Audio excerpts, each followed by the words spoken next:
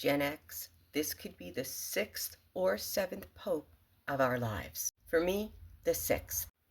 This is the sixth pope for me. But did you know the ancient method for choosing a pope? Because it's really interesting. So here's a list. Some of you may remember Pope John the 23rd.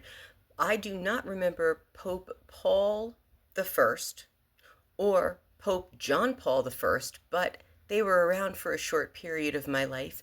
I do remember for a large portion of my life, of course, Pope John Paul II, and I had an odd dream that he was going to be canonized, which came true. And then, of course, I remember Pope Benedict, who resigned, and now Pope Francis. The method for choosing a new pope is amazing. So it is called a conclave. The College of Cardinals comes together and they elect a new leader, but the cardinals must be under 80 years old to vote, and the new pope must receive a 2/3 majority to be elected. And these conclaves, which are very secretive, last a few days. So all of these cardinals come together and they lock themselves away in the Sistine Chapel in the Vatican inside Rome to discuss their thoughts on the new pope. And then they get a vote. Each cardinal receives a ballot and they write their choice on the ballot. It is folded in two and it is placed in a chalice. Now, if their candidate does not receive 2/3 of the vote, they have a chemical compound which they will burn the ballots and it will produce a black smoke.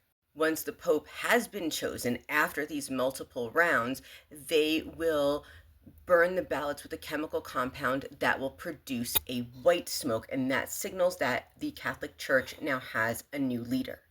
So once this new pope is elected, he is asked if he accepts the position, and then he chooses a papal name, and they announce famously, Habemus Papam, we have a pope. So the chemical compounds used to produce these black and white smokes during the papal conclave are carefully formulated by Vatican experts, and the black smoke is used creating a mixture of potassium perchlorate, anthracene, and sulfur, while the white smoke is produced with potassium chlorate, lactose, and rosin. And these compounds ensure that the smoke is visible and distinct, signaling the outcome of the voting process. This voting process has been happening, this papal conclave, literally for 2 millennia.